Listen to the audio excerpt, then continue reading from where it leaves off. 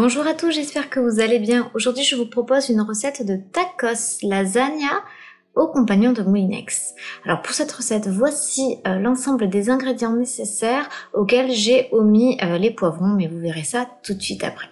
Alors dans un premier temps, on va insérer le hachoir dans la cuve du robot et nous allons hacher un oignon jaune coupé en 4 comme d'habitude en lançant le robot en vitesse 11 pour 10 secondes.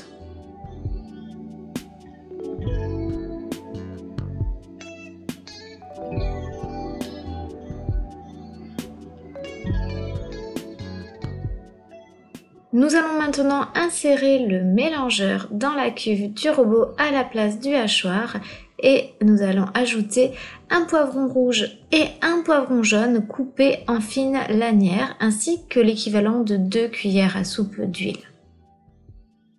Vous verrez que pour toute cette recette, je n'ai pas mis le bouchon sur le couvercle, c'est fait exprès. Vous lancez maintenant le programme Slow Cook P1.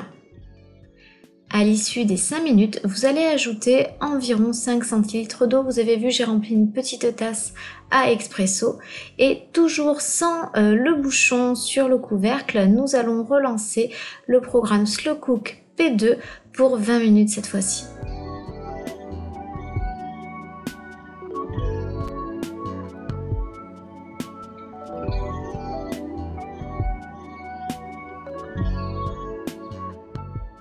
À l'issue des 20 minutes, on ajoute 350 g de viande hachée.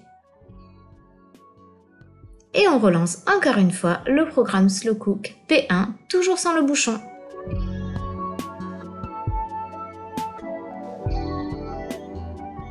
Il ne nous restera plus qu'à ajouter dans la cuve une boîte de 400 g de tomates en dés, ainsi que l'équivalent de 2 cuillères à soupe de concentré de tomate. Vous pouvez ajouter un demi-sucre à la sauce tomate si vous souhaitez casser un petit peu l'acidité. Je ne l'ai pas fait pour cette recette. Vous assaisonnez, sel, poivre. De mon côté, j'ai également mis un peu d'ail en poudre et de cumin pour parfumer ma préparation.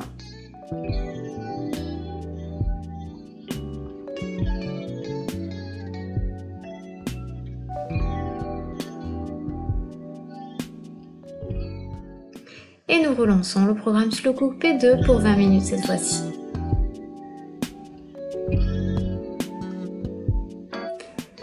Nous allons maintenant passer à l'étape de dressage. Donc dans un moule rond, vous allez tartiner de sauce tomate le fond de votre plat.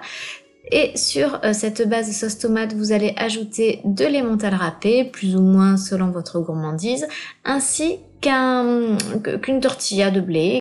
Et vous recommencez l'opération. Pour ma part, j'ai utilisé 4 tortillas. Vous savez, c'est les galettes pour faire les wraps que vous trouvez au rayon saveur du monde dans les supermarchés. Et je termine donc avec la sauce et le fromage par-dessus pour gratiner.